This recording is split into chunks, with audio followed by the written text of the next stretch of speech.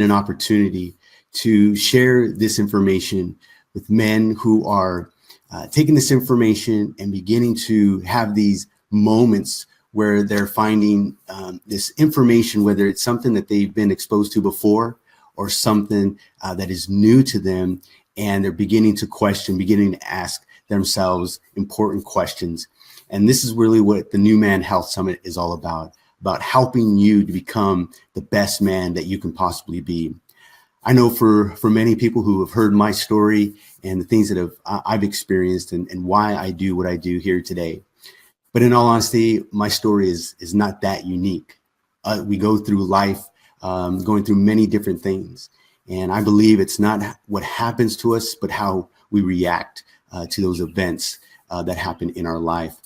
So I'm here today just excited because I know the process that it has taken me to get to this point. And so I'm really excited to be for my next guest, Wayne Levine, who's been doing this for over a few decades now. And he brings a really unique perspective in the things that he's experienced and the men that he's helped really thrive in their life. And that's what the New Man Health Summit is all about, empowering men to thrive. So I'm going to welcome my guest, Wayne. How are you, sir? Good, Anthony. Good to be here. Great. First off, I want to thank you for taking the time to be here and be part of the New Man Health Summit. I know you've been doing this work for over a few decades now and have seen a vast array of changes in men. And I know it's also been your own unique perspective that has changed as well. So I just thank you for being willing to participate in this and to be here with me here today and to share with men who have a desire to change and improve their life. Absolutely. First, I just want to send out a caveat. I'm coming from Thailand. Yes. And internet is, you never know. And then fishing boats go by and things get loud. So bear with me. But I think we'll be able to talk about some good, important stuff.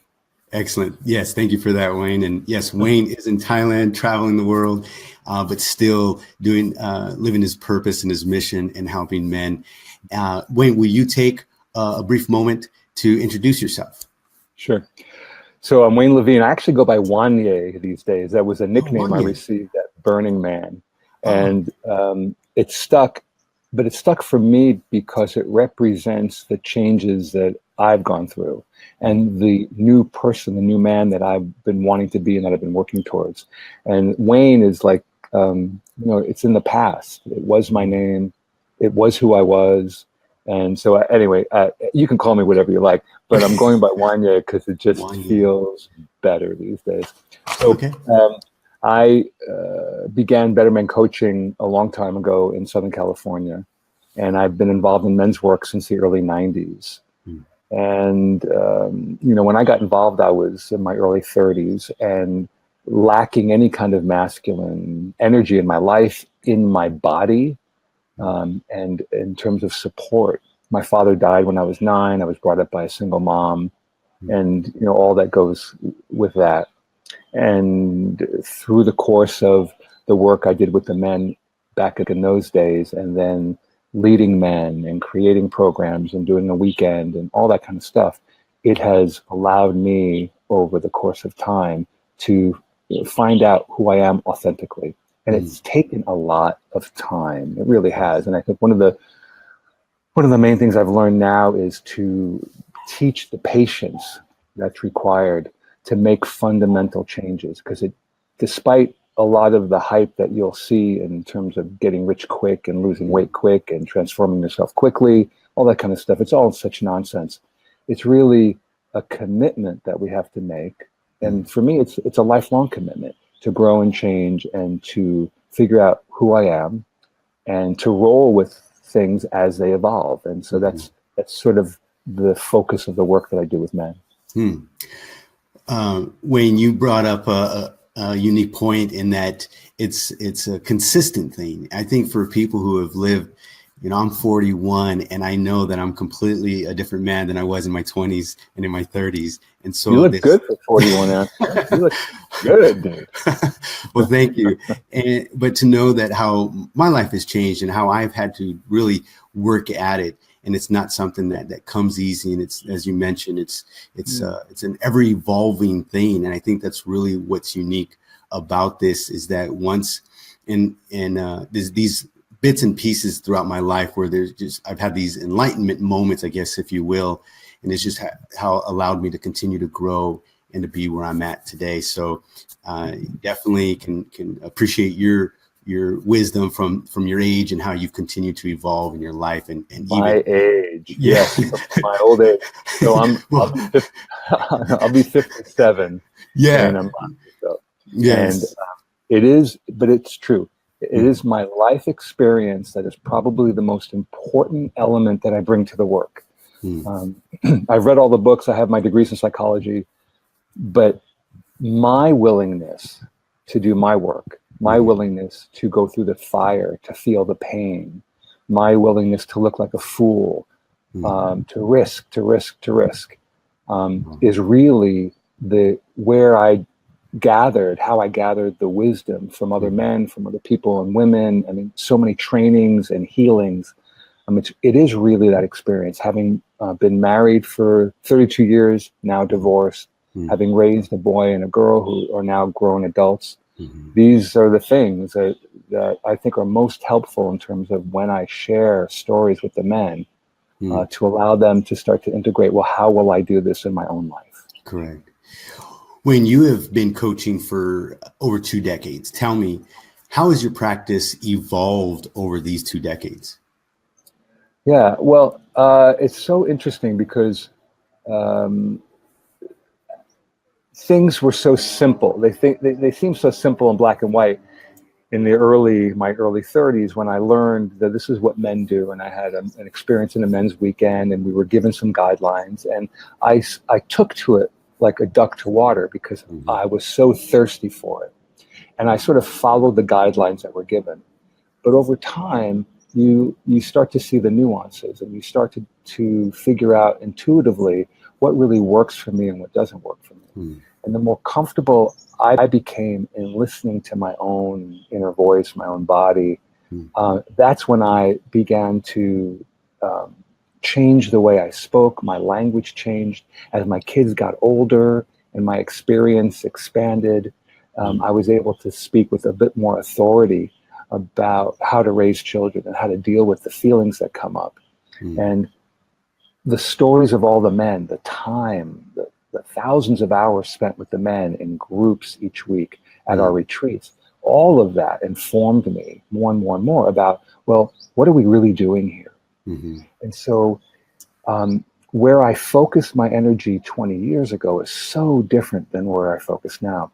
At the beginning, I was sort of dealing with, what problem do you have right now? Sort of top level, dealing with the crisis, the issue with your relationship with your wife, and that sort of thing. And although we still deal with all of the same issues, I focus much at a deeper level in terms of energetically, spiritually, emotionally, where are you coming from? Because when you make the change at a lower level, then it fixes, or it helps us to shift everything up here.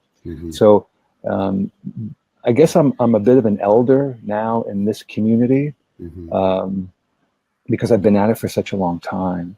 And we need all men of all ages to be coaching, because somebody who will resonate with me may not be, the same person that would resonate with you, Anthony, or you might want someone even younger to be talking to a teenager. It just depends. It's a very personal sort of journey, and you have to really allow yourself to feel a connection with a healer or a coach of any kind. Yeah, that's really unique, and I appreciate you bringing that up as far as age and how I know in a previous interview I had where we talk about how there was a 70-year-old man who was mentoring, a former Marine who's in his 30s, and how that relationship, that mentorship is vital in that person and in that person's life, in that younger person's life, and can learn from that 70-year-old man, and how that 70-year-old man can feel like he's contributing as well, because he has this life experience, this wisdom, because of his life and the many things that we can only imagine, that people eventually do go through by the time you're 70 years old and Right.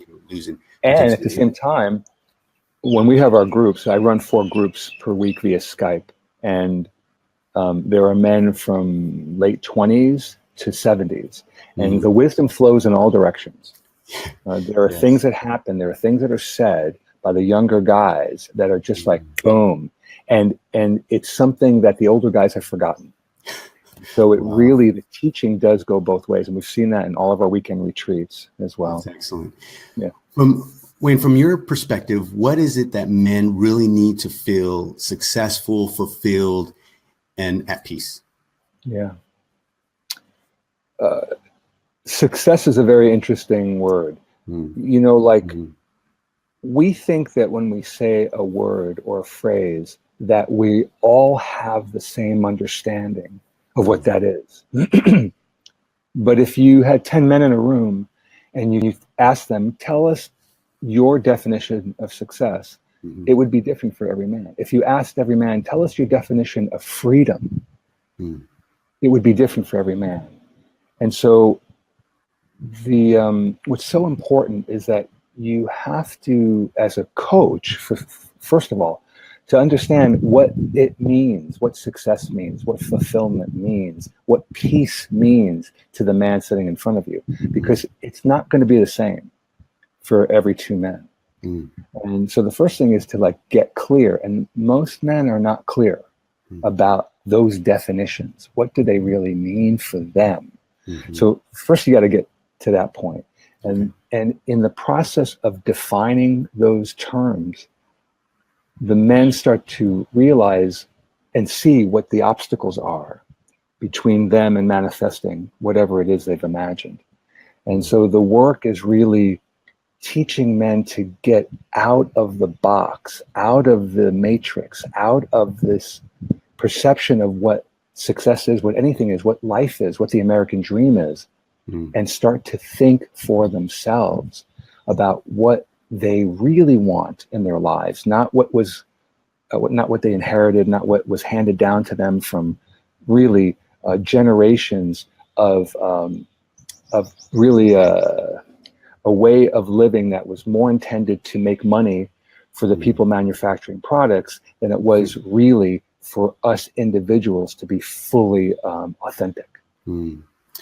Very unique perspective. And as you mentioned, being able to know and understand the person sitting across from you, what their definition of success is and what their definition of freedom is. And it's really important to note that we do have those differences in the way we look at those titles or those subjects.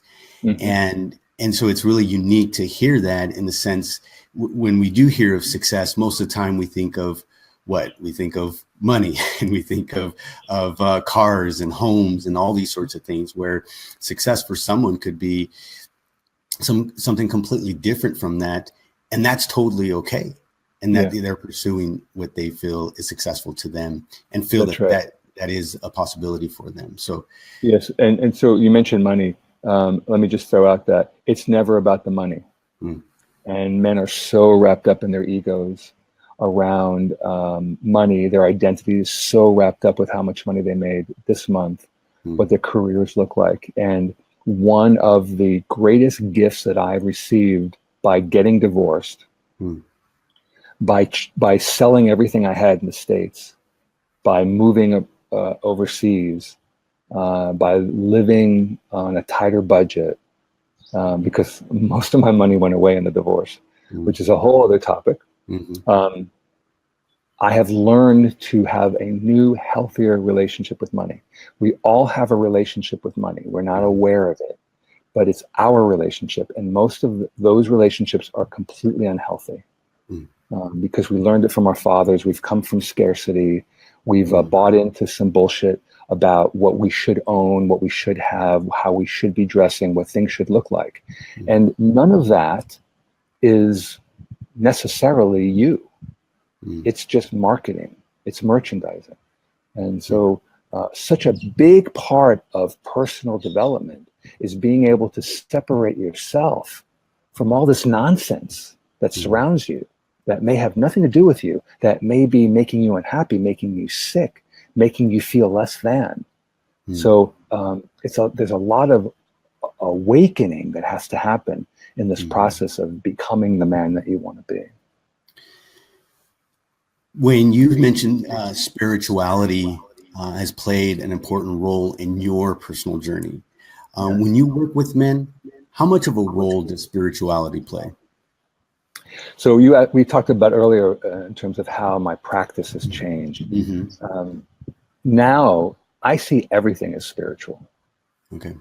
It's all energetic, spiritual. It's all about a divine flow. It's all about authenticity and connecting with it.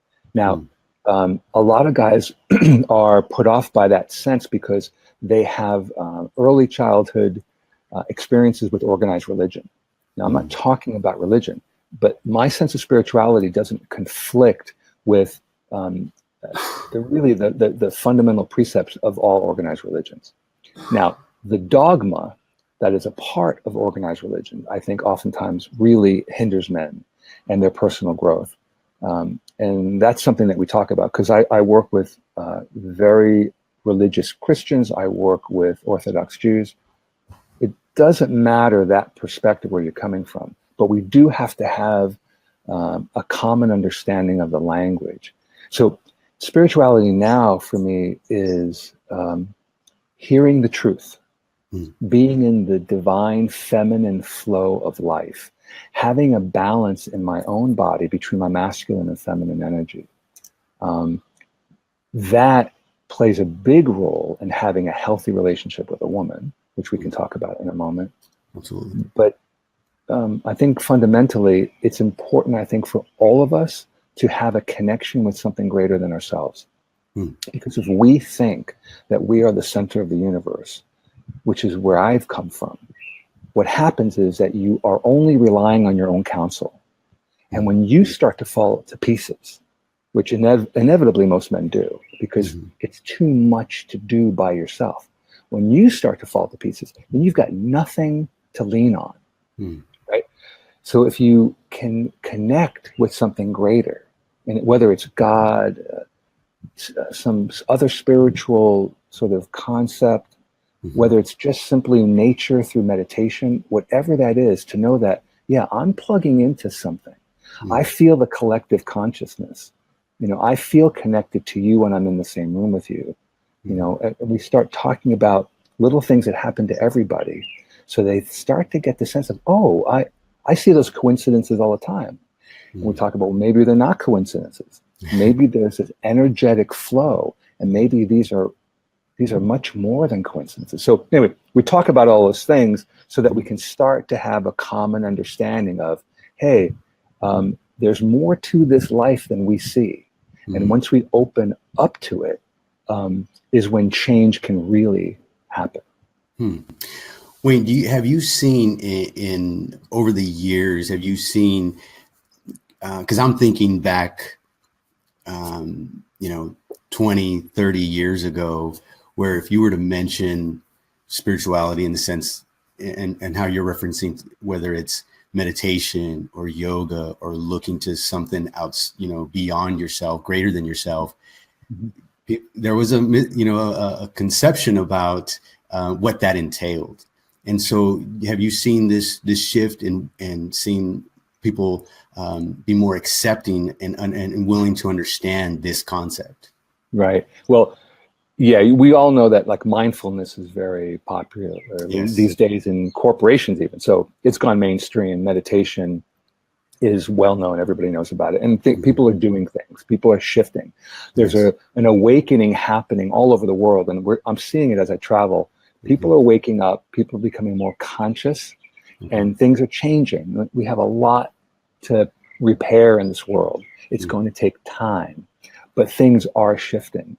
And yes, when, back in the day, people would, look down and make a lot of disparaging comments about people involved in New Age sorts of things.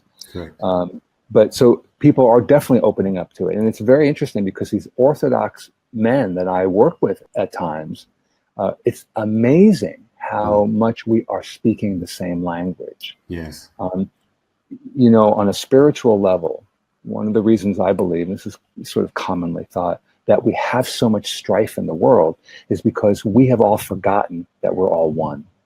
That's the only reason that we can kill one another, that we can hurt one another, is because we feel so disconnected from each other.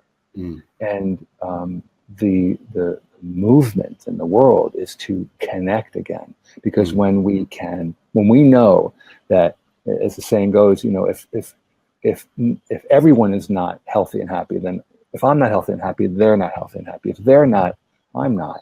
We're all connected, and to become sensitive to that, where we start with ourselves and then we go to our spouses and our kids, that same notion, if it went out further and further into our communities, into our country, into the world, then the change just starts to grow exponentially.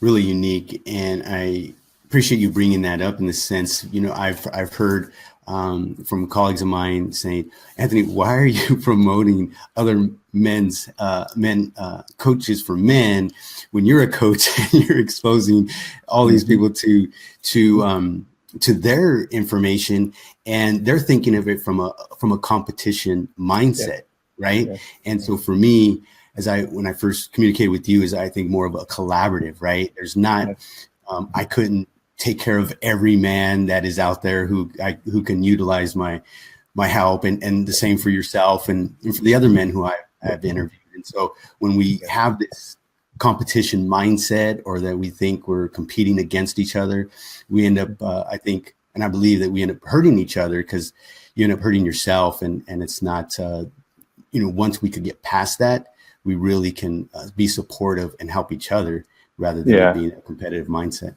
Oh, I so agree with you. I mean, this whole competitive mindset is really about scarcity.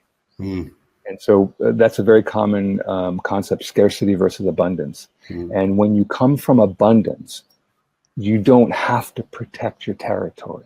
And that's a shift that I've made in my life, because every problem that I deal with, every issue, every challenge with the men, I have experienced. I mean, I have had to deal with my own crap to get to this place. And so I know about feeling scarce. I mean, I came from a poor household, had no money, all that stuff. I had a very unhealthy relationship with money. And now that I'm coming from a place of abundance, I don't feel any threat. There are no threats, because there's enough for everyone.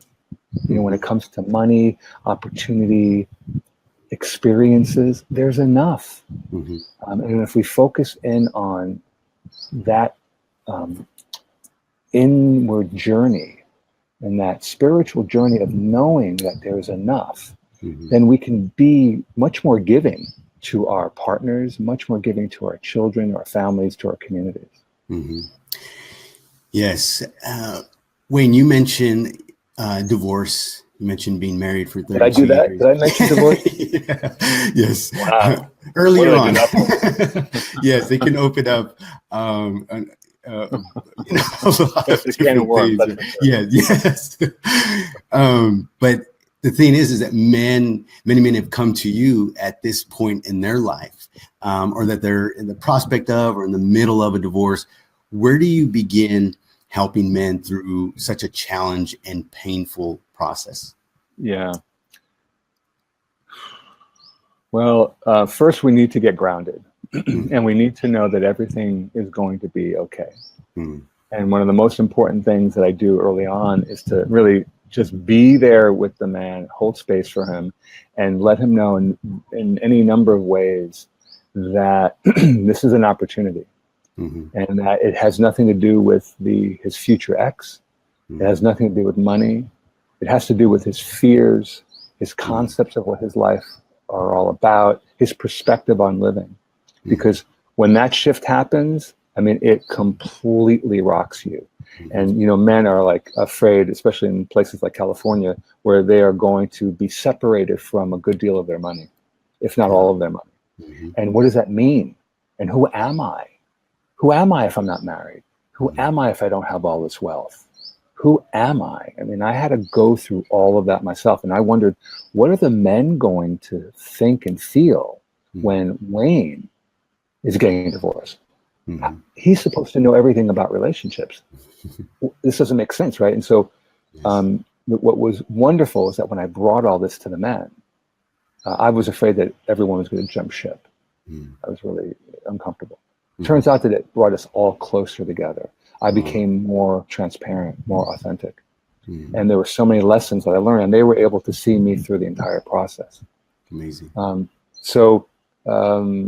I have a lot of little videos on my YouTube channel, specifically for guys who are looking at divorce. So if you look me up on YouTube, and there's a link from my website, you can see, I don't know, like I made 30 different videos about all the different things that come up and all the opportunities for growth as a result of getting divorced and embracing that change in your life.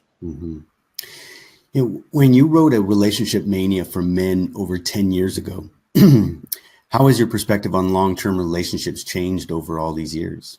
Run. Don't do it. Run for the hills. Save yourself.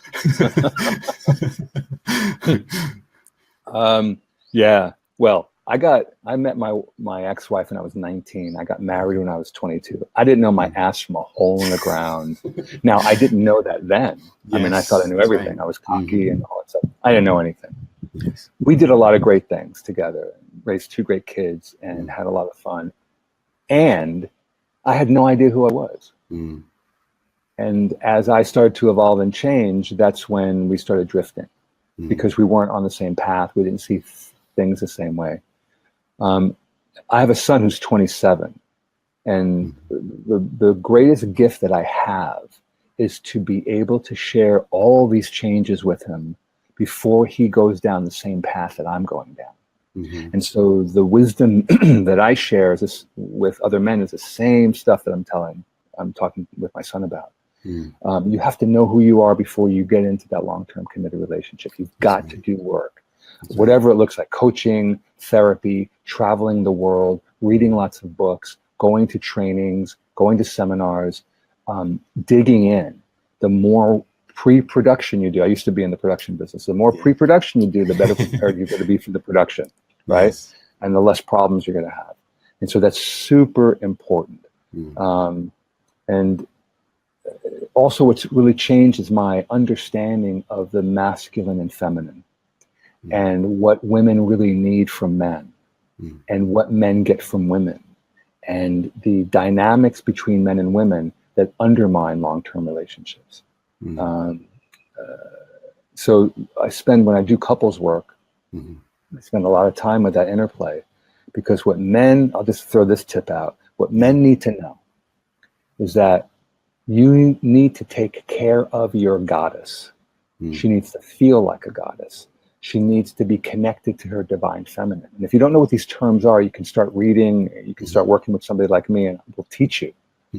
But we have a great deal of power to create the space for our women to feel safe and secure and feminine. But most of us don't know how to do that. So we treat our women like men, we undermine their femininity, and then things start to happen. We don't have the sex lives we want. We don't have the intimacy we want. They're very unhappy and everything starts to fall apart. So this whole concept of masculine and feminine interplay and seeing and treating your woman like a goddess is invaluable.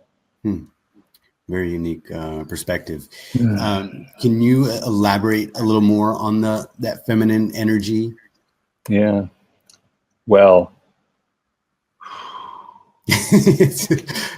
okay. We all have masculine and feminine energy in us. Most men are primarily masculine. Most women are primarily feminine, but that's not necessarily true across the board. So men who are much more feminine. We know women who are much more in their masculine. But there still needs to be a balance in us between the two. Okay, so if men are, let's say, 80% masculine, 20% feminine, if you're not clear and connected to that feminine energy in you, you cannot appreciate and see the feminine in your woman. only until you understand about how the feminine energy flows in you, that you're connected to your creativity, right? That you can allow things to move without being so rigid, which is how men really are. You know, we plan, we execute, we deliver. That's great and that's helpful. But if that's all you are, you're one-dimensional. So we have to understand what it means for us, because when I connected to the feminine energy in me, wow, I was able to take the new relationship that I'm in, and like it exploded. Because as soon as I got out of my way, as soon as I cleared out the nonsense in my head, the notions that I had, the insecurity, and moved beyond my ego, I was able to like give her what she needed, and it didn't compromise me at all. And what happens is when she gets everything she needs and she can connect to that divine feminine in herself, then it's like a fountain, right? That just showers over everyone in her presence. So the truth is that when she gets what she needs, you will get everything you need. The problem with men understanding what I just said is that they're so locked into this notion of, oh, you're saying you should just do whatever she says. And it's just such old paradigm. And so, as we said earlier, we alluded to, men can only hear what they can hear. But what I'm saying is so much deeper than what most men know. And in order to have real transformation in your life, you want to get to a place where you're willing to let go of what you think you know to learn something completely new. That's what it took for me. I did a lot of crazy ass things. I mean, I have done so many things that I got such, I just got such ridicule from the men. My wife, my ex-wife, didn't understand. But I am so grateful for the plant medicine experiences that I've had, for all the unconventional therapies I went through, for all the experiences that I had. I'm so grateful because they all shook me up and allowed me to see that what I thought life was, what it was about, how things were, was a complete fabrication. It was just what my parents knew, what my teachers knew, what we've been handed to for years and years. And I'm telling you, the Matrix, like the movie, is not real. And what is real is what you believe and feel and what you're willing to find out for yourself. That was good. Incredible. Well, I gotta tell you, that's all come, especially from the last several months of being in Asia. So much work, so much healing, and it feels good to share it. It feels really good to share it. Excellent. Well, when we met, so we were on the topic of relationships, and I keep hearing information from men they're really struggling in their relationships right now, and I'm sure you're hearing this as well. And what do you think is really kind of the underlying factor? I've heard technology and the way we're communicating. I've heard, just this shift in this feminine energy, these many different things. What would you say about really the point of why men are so struggling right now in their relationships? Okay, good. First of all, I want to just say, we got a comment from one of the guys listening, and he says, Ken was saying, it's not always easy to hear. Yes. The things that we're talking about are not always easy to hear. I mean, no shit. It's not easy because we're so in our egos. We've been conditioned to be in our egos. We've been conditioned to isolate, to compete, to have closed hearts and not have open hearts. And so we hear things and we are threatened. Yes. And I know that so well. Everything is threatened me. Everything. The comparing to other men, he has more money, he's got a bigger car, blah, blah, blah, blah. It's so threatening until you walk away from all that. And that doesn't mean you won't have a car and a house and money. It's just your relationship to it. Okay, so anyway, thanks, Ken. Relationships. What's Where in the men, way? Yeah. men are struggling with the most. We got technology. We have. I think that none of that shit matters. Okay. I think that what's in the way is that we are not willing to be honest. We don't know how to be honest. We don't feel safe being completely honest with our partners. Men don't have a place to go, most men, to be with other men where they can share what's going on and help get clear about how they feel so that they can go back to their partners and have a mature conversation about difficult things like what's happening with sex, how they feel about in-laws and what they're doing with the holidays, all the hot topic issues about money, how money's being spent, where the priorities are. Men are afraid. They're afraid of their women because they have issues with their mothers and they're afraid of their mothers. You know, we learned what a relationship looks like by watching our parents or our friends' parents. And so we don't necessarily have a healthy perspective on long-term relationships. But the thing that I have personally learned in the last year is the depths that I was not willing to go to be honest. Even in a relationship where we had begun with this agreement that we are going to have this sacred union. We are going to share everything with each other.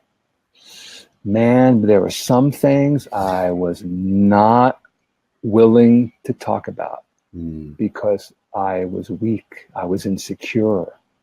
And once I broke through that, oh my gosh, I mean, like the freedom that I feel now in my relationship with my partner is incredible.